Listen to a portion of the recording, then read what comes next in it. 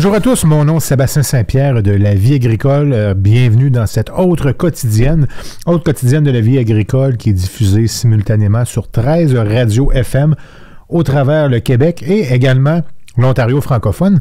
Aujourd'hui, mon co-animateur, M. Yannick Patelli, et notre collaborateur, M. Claude Roy. Messieurs, bonjour. Bonjour. Bonjour Sébastien, bonjour Claude. On se retrouve, comme ces derniers jours, en fait, pour parler à nouveau des salons qui ont eu lieu au mois de janvier. Le mois de janvier, c'était un mois, en fait, important pour les salons. On le sait, ça commence par le salon de Saint-Hyacinthe à Saint-Hyacinthe, le salon de l'agriculture. Ça se poursuit à la fin du mois de janvier tous les ans au CIMAC à Exposité avec le salon de la machinerie, qui est le plus gros salon de machinerie fermé, on va dire, parce qu'il y a quand même Expo Champs au mois d'août également. Cette année, ça a été particulier parce que pour ce qui est de la vie agricole, LVA Média, on a aussi suivi un autre salon qui était le salon CIRA qui a eu lieu à Lyon. On a envoyé quelqu'un couvrir le salon CIRA. D'ailleurs, on en parle dans notre journal du mois de février. C'est une année un peu de salon puisque, Claude, nous étions ensemble au salon Cial à Paris au mois d'octobre dernier. Oui, puis ça, c'est extraordinaire. Pour moi, c'est une expérience que j'ai vécue, j'ai trouvé tout à fait magnifique. Je serais resté là pour la semaine parce que ça prend, pour faire les 7 pavillons qu'il y avait là-bas, ça aurait pris vraiment plus que la journée où on est allé. Oui, puis on avait la chance, dans cette mission, qui était une mission de l'Institut Jean Garon, où plusieurs compagnies accompagnaient, en fait, l'Institut et LVA qui couvraient, on avait la chance de t'avoir et d'avoir la caméra. Donc, en fait, les gens qui veulent revoir les émissions sur le Cial, elles existent encore, elles sont sur la chaîne YouTube, elles sont sur lvatv.ca. Vous verrez, c'est très intéressant, les salons. C'est là qu'on apprend beaucoup de choses. C'est là qu'on apprend l'avenir, en fait, de l'agriculture et de l'agroalimentaire. C'est là que la technologie se passe. Mais c'est aussi là que se passe la formation. D'ailleurs, on va écouter un audio du CFA qu'on a rencontré au CIMAC. Alors nous sommes toujours au CIMAC 2023 à la rencontre de plusieurs kiosques et de plusieurs produits, mais aussi de plusieurs services. Et là, on est dans le kiosque de CFA avec Gilles Rousseau. Gilles Rousseau, ça veut dire quoi, CFA? Centre de formation, j'imagine. Et c'est quoi votre titre au CFA? Bien, moi, je suis enseignant. Puis CFA, ça veut dire Centre de formation agricole. Puis on est situé à Saint-Anselme. Puis là, en fait, vous êtes venu au CIMAC 2023. On sait que ça fait 2 ans. En fait, depuis 2020, qu'il n'y a pas eu de salon d'agriculture, en fait, au Québec. C'est quoi, d'abord, l'intérêt de revenir vers les producteurs dans les salons? Puis c'est quoi l'énergie, l'effervescence que ça crée? Qu'est-ce que vous voyez quand vous venez ici dans les salons? Bien, c'est sûr que l'effervescence est palpable parce que tout le monde est content de venir voir. Ça faisait un certain moment qu'on n'avait pas eu de salon, d'exposition de machinerie. Fait que c'est sûr que tout le monde est bien content de revenir. Puis pour nous, bien, c'est tout à fait utile parce qu'on a une possibilité de rencontrer, se faire connaître un peu partout au Québec. C'est pas parce qu'on est en Bellechasse que même les gens près de chez nous connaissent. Fait que ça nous permet de rencontrer une trentaine de mille personnes. Hein? C'est ce qui est bien. Puis le CFA, vous dites, c'est un centre de formation agricole, donc vous êtes basé à Saint-Anselme. Est-ce que vous faites des formations pour l'ensemble des producteurs du Québec? Est-ce qu'il faut avoir une catégorie d'âge, une catégorie de production? Comment ça se passe pour... Bien, premièrement, nous, on enseigne 4 programmes d'études. La mécanique agricole, on enseigne la production animale, la production acéricole, puis on a aussi un volet lancement d'entreprise. Fait que dans le fond, la façon qu'on fonctionne, bien, on n'enseigne pas qu'à des producteurs agricoles, en fait, c'est pour tout le monde. On forme de la main-d'œuvre, autant pour les concessionnaires que pour la relève agricole. Fait que c'est notre clientèle visée, c'est tous les jeunes. Puis ces jeunes-là, normalement, dans un cadre normal, c'est après le secondaire, ils viennent faire leur cours en mécanique agricole. En agriculture, en fait. Est-ce que ça vient un peu partout au Québec? Est-ce que ça vient essentiellement de la région de Québec, Chaudière-Appalaches, ou ça vient un peu de partout au Québec pour prendre l'information chez vous? Notre majeure partie, notre plus grande clientèle vient, oui, de Chaudière-Appalaches, mais on a des gens de la Rive-Nord, autant de Québec ou de Saint-Anne-de-Beaupré, on en a de Baie-Saint-Paul, mais on en a aussi qui peuvent venir jusqu'à Kamouraska. Oui. Et qu'est-ce qui différencie le CFA par rapport à d'autres centres de formation, par exemple, ou d'autres cursus qu'on pourrait avoir? Qu'est-ce qui fait que les jeunes, selon vous, viennent vous voir? Bien, un des points forts qu'on a chez nous, c'est vraiment l'enseignement individualisé. Donc, chaque élève évolue à son rythme. Ce qui veut dire que pour certains, si une matière est plus difficile, peut y consacrer plus de temps. Si c'est plus facile, d'en passer moins de temps. On a même des élèves qui seraient censés terminer en mai, qui vont peut-être finir dans quelques semaines. Ça leur permet d'avoir plus de temps au retour, soit sur la ferme ou sur le marché du travail. Merci beaucoup, M. Rousseau. Ça fait plaisir. Alors voilà, ça fait partie de la diversité du CIMAC. On en a parlé dans l'autre émission, c'est la machinerie, c'est les services, mais c'est aussi l'éducation, c'est aussi la formation, ce qui est important en fait. Mais si on s'est promené au CIMAC, je ne sais pas si tu l'as fait pour faire les entrevues. Moi, je l'ai fait parce que j'étais dans le kiosque avec les céréaliers. J'ai vu passer énormément de jeunes qui...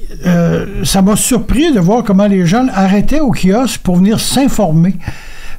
C'est plus juste, oui, c'est correct, il va rester une clientèle de jeunes qui veulent s'en aller uniquement en informatique, mais le domaine de la terre, le domaine agricole, le domaine acéricole est rendu très important et les gens veulent s'informer dans ce domaine-là, puis moi, je l'ai vu, je l'ai remarqué. Et non seulement ça, moi... Gars-filles, là, les deux, là. Gars-filles, et on avait également au salon la maison familiale rurale du Granit. Je sais pas si ça vous dit quelque chose. Moi, j'avais regardé, parce que j'ai un ado de 13 ans à la maison qui commence à regarder dans ses possibilités et qui, malheureusement, n'aime pas l'école. Puis ça arrive, il n'aime pas l'école. La maison familiale rurale du Granit, c'est du côté de Saint-Romain et c'est un centre de formation qui couvre pour les jeunes de 15 ans qui les prennent sur leur aile pendant des semaines longues. Ça dort à l'école, il y a des dortoirs, il y a tout, et qui s'en vont apprendre à travailler dans le domaine acéricole, bûcheron et dans les fermes.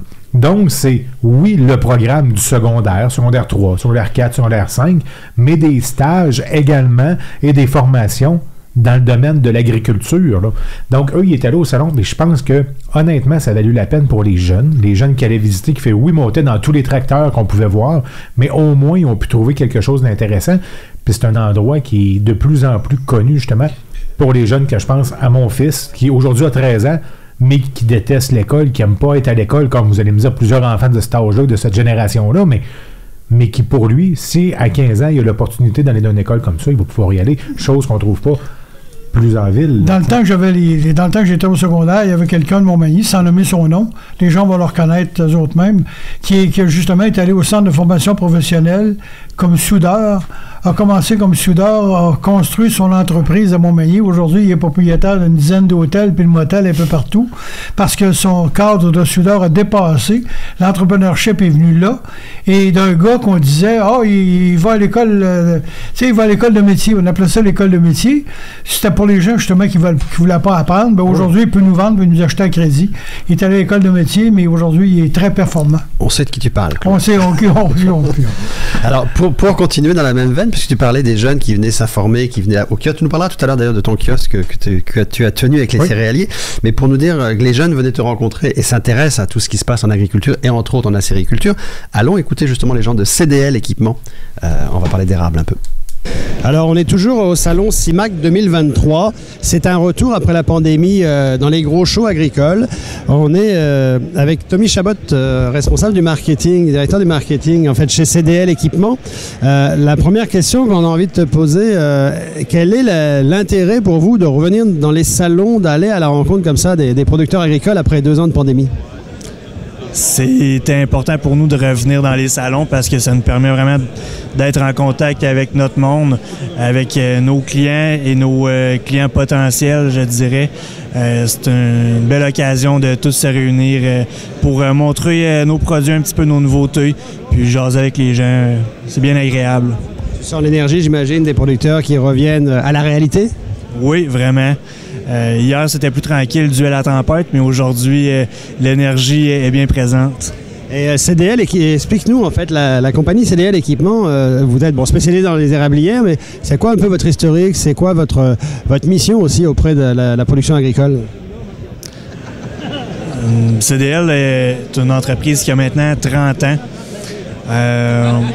Depuis le début, la mission, c'est d'équiper de rendre rentables les entreprises acéricoles dans, je dirais, toutes les régions qui a des érables, autant au Québec, en Ontario, dans le nord-est des États-Unis. Donc, vous développez un marché en fait qui dépasse même la province. Je comprends, vous allez en fait dans d'autres provinces du Canada et vous allez même aller à l'étranger. Oui, effectivement, on est présent aux États-Unis dans plusieurs États, au Canada dans l'Est. Puis on développe tranquillement également l'Europe avec la sève de bouleau notamment. Là, les producteurs qui viennent vous voir cette année, ils viennent voir, ils vous connaissent par tradition, mais aussi j'imagine que vous leur présentez des nouveaux projets, des nouveaux produits. C'est quoi que vous mettez en avant en 2023 quand on vient vous voir au CIMAC? Notre grosse nouveauté en 2023, c'est notre évaporateur électrique. C'est vraiment ce qui attire l'attention dans notre kiosque. C'est quelque chose qui réinvente la roue un petit peu. On est loin d'un évaporateur traditionnel. On est quelque chose à haut rendement, haute efficacité, qui marche 100% électrique et 100% automatisé. Donc, c'est vraiment ce qui attire l'attention dans notre kiosque cette année. Écoute, on voit qu'il y a beaucoup de monde dans ton kiosque. On va te laisser travailler et on te remercie beaucoup. Bon salon et bonne année 2023. Merci à vous.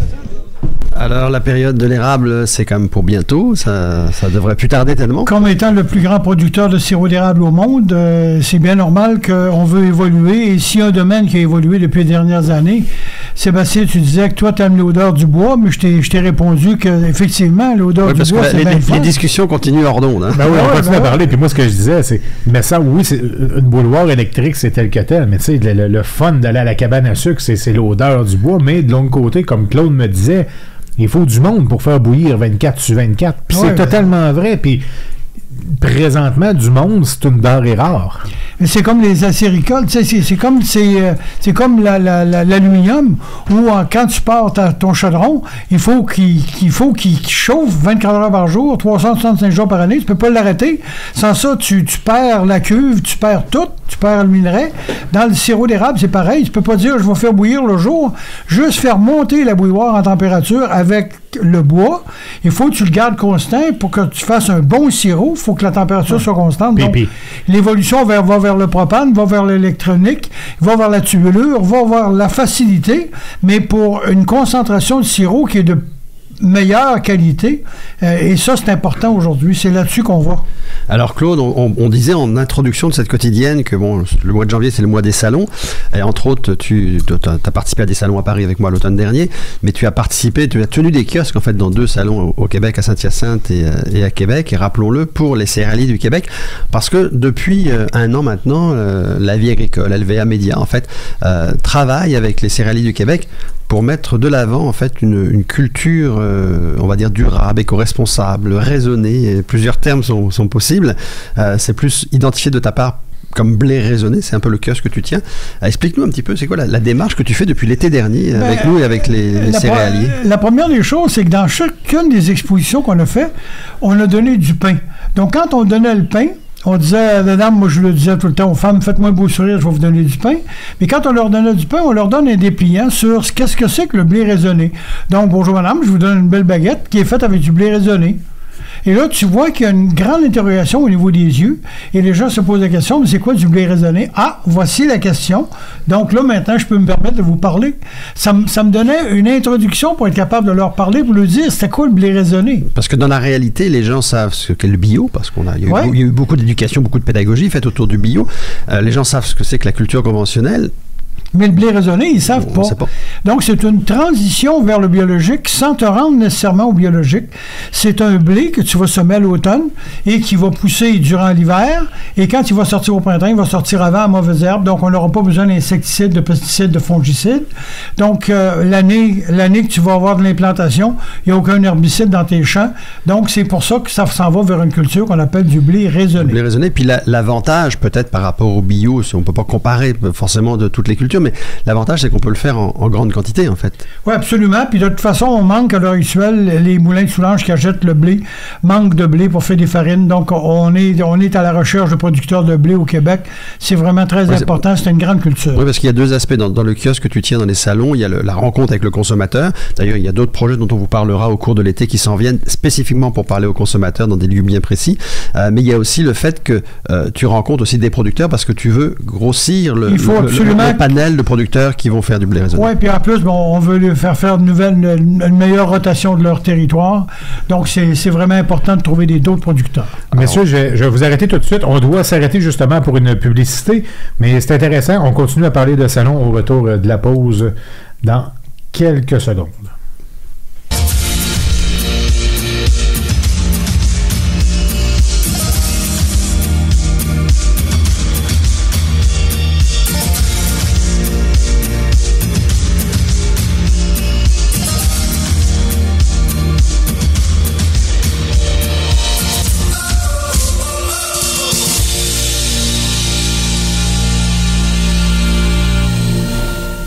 Chez Belle-Île, on met en valeur les ressources de la ferme pour soigner les animaux d'élevage. On appelle cela l'autonomie alimentaire à la ferme. Nourrir l'autosuffisance. Voilà comment nos conseillers vous aident chaque jour. Belle-Île Solutions Nutrition. On nourrit ce que vous mangez. L'encanteur René Hood peut vous aider grandement à obtenir le juste prix, que ce soit pour un troupeau de vaches laitières et ou pour la marchandise de ferme à vendre. Le travail d'une vie vaut la peine d'être confié à une équipe de professionnels. L'encanteur René Hood et son équipe de professionnels pour obtenir le bon prix dans un encan. Visitez encanhood.com. La vie agricole, ce n'est plus seulement un journal et ses 100 000 lecteurs. Découvrez aussi nos plateformes web sur www.lvatv.ca et écoutez nos podcasts dans 13 radios FM à travers le Québec et l'Ontario francophone. Une portée de plus de 1,5 million d'auditeurs.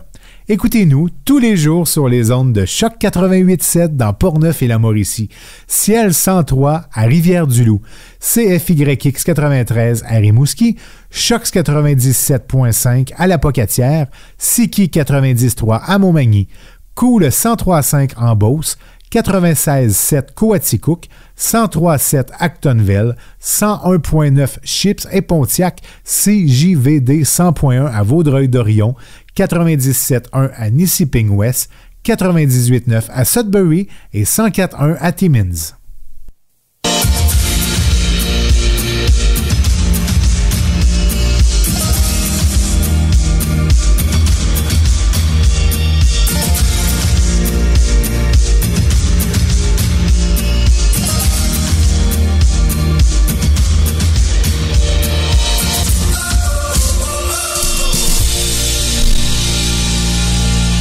De retour dans votre quotidienne de la vie agricole. Yannick Patelli, mon co-animateur avec moi, M. Claude Roy. Aujourd'hui, on parle de salon. De salon, parce qu'on est dans la période des salons au Québec présentement, la grosse période. Oui, on vient de passer la grosse période des salons ce début d'année et on a la chance d'avoir Claude Roy avec nous qui lui a fait les deux salons de Saint-Hyacinthe et de Québec pour les céréaliers du Québec. Puis tu nous expliquais, Claude, l'importance en fait d'avoir de la pédagogie auprès du consommateur pour lui expliquer ce qu'est le blé raisonné, ce que tu fais très bien depuis maintenant quelques mois, et aussi l'importance d'expliquer aux producteurs l'importance de eux-mêmes de faire du blé raisonné, parce que il y a des acheteurs de l'autre côté, type Première Moisson, type Sa Méthode, qui ont besoin de farine issue de blé raisonné. C'est-à-dire qu'à l'heure actuelle, les agriculteurs qui venaient nous rencontrer, la première question que je leur posais, êtes-vous des producteurs de céréales? Il faut quelqu'un qui dit, moi, je produis uniquement du foin pour mes vaches, je produis pas d'autres céréales, je dis pas que j'arrête de parler, mais c'est peut-être pas pour lui. Quelqu'un, par exemple, qui dit, moi, je me fais du maïs, je me fais du soya, bon, cherchez-vous une troisième culture. Ah, pourquoi une troisième culture? Ça te permettrait de faire entre les deux un engrais vert et ça te permettrait de faire une culture qui s'appelle du blé. Et tu pourrais faire du blé d'automne. Donc, semer dans un temps où, justement, je dis pas que tu n'as plus rien à faire, mais tu as moins de trucs à faire, de récolter ce blé-là, où tu n'auras pas besoin de mettre d'insecticides, de pesticides, de fongicides. C'est un blé qui va demander moins d'hydratation. C'est un blé qui pousse facilement et qui a une belle rentabilité. À l'heure actuelle, le prix du blé n'est pas à son prix maximum, mais ça va devenir. Donc, c'est pour ça que les céréaliers veulent avoir de plus en plus de gens dans leur organisation pour être sûr d'être capable de trouver des marchés différents pour que le blé puisse prendre sa place. Et en même temps, quand tu fais une rotation de culture, tu es moins obligé de travailler ton champ. Quand on se promenait avant dans les champs, on voyait les gros sillons partout. On disait, tiens, le cultivateur a labouré. Aujourd'hui, on va semer dans des prairies, on va semer non pas rien qu'à la volée, c'est-à-dire à lancer de l'engrais dans le champ, mais on va vraiment faire de l'ensemencement, c'est-à-dire qu'on va semer nos parcelles directement sur le champ, directement sur le dur. On va faire un travail minimum de sol, donc on ne passera pas avec de la machinerie. Donc, on n'aura pas de la compaction de sol, puis c'est ça qu'on veut pas. Parce que quand on fait des gros sillons, ce que les gens ne savent pas, c'est quand on fait des gros sillons, on pense qu'on va chercher de la bonne terre, mais au contraire, plus tu vas creuser profond, plus tu vas aller chercher la mauvaise terre que tu remets par-dessus. Donc, de trop grande culture, c'est pas bon. Puis une culture le gars dit que je fais du maïs année après année après année, avec un soya d'un fois aux 3-4 ans, mais malheureusement, tu brises ta terre. Donc, on veut l'agriculture raisonnée se veut une culture qui est justement près du bio et qui, en même temps, va donner une qualité de sol, il va conserver une qualité de sol importante pour le cultivateur. Alors, tout au long de ce CIMAC, à travers les différentes émissions, je pense qu'on est à la 3e émission sur le CIMAC qu'on a réalisé. Alors, on a rencontré des différentes entreprises, différents intervenants, en fait, dans différents kiosques. Et il y a une entreprise qu'on voulait rencontrer, Avenor, qu'on avait croisé, en fait, au CIMAC, mais on n'a pas eu l'occasion, en fait, de faire une entrevue avec eux sur place. Donc, comme on fait du terrain, de plus en plus, comme on disait avec Sébastien, on veut que ces émissions de radio soient de plus en plus dynamiques, de plus en plus d'échanges, c'est ce qu'on vous démontre aujourd'hui. Et en même temps, on veut que ce soit aussi du terrain. C'est pour ça qu'on va à la rencontre des entreprises et des producteurs. Je suis rendu à Saint-Cécile de Milton récemment et on a rencontré les gens d'Avenor. Alors voilà, je suis ici à Saint-Cécile de Milton. Je suis venu à la rencontre de Avenor et de son président, Jean-Rémy Cloutier. Avenor, en fait, on les a rencontrés au CIMAC. Ils avaient un gros kiosque au CIMAC à Québec et on a décidé en fait de venir faire un petit tour chez vous pour vous rencontrer, voir vos installations, en connaître un petit peu plus sur votre compagnie. Bonjour Jean-Rémy. Bonjour Yannick. Alors, la première question qu'on a envie de vous demander, avant de vous parler de la compagnie, un peu l'historique de ce que vous faites en fait dans la vie avec Avenor, on vous a vu, comme on a dit, au CIMAC. On voulait savoir d'abord comment ça s'est passé au CIMAC, puis comment ça s'est passé aussi en post-pandémie, puisque c'était un retour en fait dans les salons. Oui, 100%. En fait, ça a fait du bien de revoir les gens, ça fait du bien de revoir la clientèle, puis on a constaté que les gens étaient contents d'être là aussi. Parce que, tu sais, les salons, en fait, on est là pour venir représenter les produits, mais on est là aussi pour voir nos clients, aussi nos distributeurs, aussi les agriculteurs. Fait que, non, c'était vraiment bien. Ouais. Le public était au rendez-vous. Je pense qu'ils ont dépassé les 20 000 personnes dans les visites sur 3 jours. Malgré la tempête qui a eu lieu, je pense que les résultats étaient là pour la rencontre avec le public. Oui, 100%. En fait, le jeudi, c'était un petit peu plus tranquille, mais en même temps, ça a été très occupé parce que, veux pas, tu sais, les salons, qu'est-ce que les gens voient pas de l'autre côté, c'est que, oui, c'est beaucoup du business to customer, ça veut dire, on rencontre les clients finaux, mais il y a aussi beaucoup entre entreprises aussi à qui on discute. Tu sais, comme nous, dans notre cas, on est là pour venir représenter nos produits, mais nos produits qui sont distribués par nos distributeurs. Fait que, on fait beaucoup de rencontres distributeurs aussi dans ces salons-là. Fait que le jeudi nous a permis justement de prendre le temps d'un petit peu plus discuter. Le vendredi, il y avait du monde, beaucoup de gens étaient présents. Fait que ça a été une journée extraordinaire. Puis le samedi aussi, ça a été très bon. Alors là, on est dans les locaux d'Avenor. On est dans des très très beaux locaux d'ailleurs. Pour ceux qui ne nous voient pas, moi je peux vous le décrire. En fait, dans une pièce vitrée qui donne en fait la vue sur des bureaux ouverts en fait. Donc c'est très moderne en fait comme installation. Mais Avenor, dans un premier temps, dites-moi, ça vient d'où? Parce que j'ai cru voir dans mes recherches en fait que c'est un Belge qui avait lancé Avenor ou c'était initié en Belgique. Oui, en fait, Avenor, ça vient de Agriclé. En fait, on a changé le nom pour Avenor, ça fait seulement 2 ans. Donc, Agriclé, c'était pour Agri Clearings, qui est M. Pierre Clearings, en fait, de qui qu'on a acheté en 2002 l'entreprise Agriclé. Puis, lui, en fait, c'était le distributeur exclusif des abreuvoirs Suevia pour le Canada. Donc, c'est de là qu'a parti la compagnie. En 2002, mes parents ont acheté Agriclé. Puis, tout a démarré, en fait, de cette distribution-là, des abreuvoirs Suevia, qui sont des abreuvoirs qui sont fabriqués en Allemagne depuis, je dirais, 80 à 100 ans environ, là, de 1923, une centaine d'années. Mais aujourd'hui, c'est assez diversifié parce qu'il me semble avoir vu au CIMAC, dans vos installations, vos présentations, il y avait aussi des lumières, il y avait en fait, vous fournissez aussi les serres, donc en fait, vous avez évolué en fait avec le temps et avec l'agriculture. Oui, à 100%. En fait, maintenant, on a 3 divisions. Fait que, on a changé de nom pour Avenor. On a 2 divisions principalement agricoles. Donc, Agriclé a demeuré une division d'Avenor. Puis, on a aussi la division plastique, que je dirais que est en bonne partie aussi dans le domaine agricole, là, qui sont des matériaux alternatifs comme des revêtements intérieurs pour les fermes, des matériaux de plastique, des matériaux résistants pour mettre sur les murs. Donc, oui, en fait, l'entreprise a vraiment évolué au fil du temps. Ça a commencé avec une petite compagnie d'abreuvoirs et puis on a rentré des nouvelles gammes de produits, des nouvelles distributions exclusives. Donc, on a commencé, il y était 2, mes parents. Puis maintenant, on est rendu une trentaine d'employés là, environ. J'allais vous demander, les employés, en fait, c'est une grosse équipe parce que, en fait, vous dites le propriétaire à l'origine est distribué à travers le Canada. D'abord, est-ce que Avenor est encore distributeur aussi large que ça, à travers tout le Canada? Oui, en fait, ça dépend des gammes qu'on distribue. Donc, certaines gammes, comme les abreuvoirs Suevia, on a l'Amérique du Nord au complet. D'autres gammes, à titre d'exemple, le 1000 bars, on a le Canada. Dans certaines gammes, à titre d'exemple, les gammes plastiques, comme le Troscar, c'est Québec, Maritime, Est de l'Ontario. Donc, tout dépendant des gammes qu'on distribue, ben on a un territoire donné.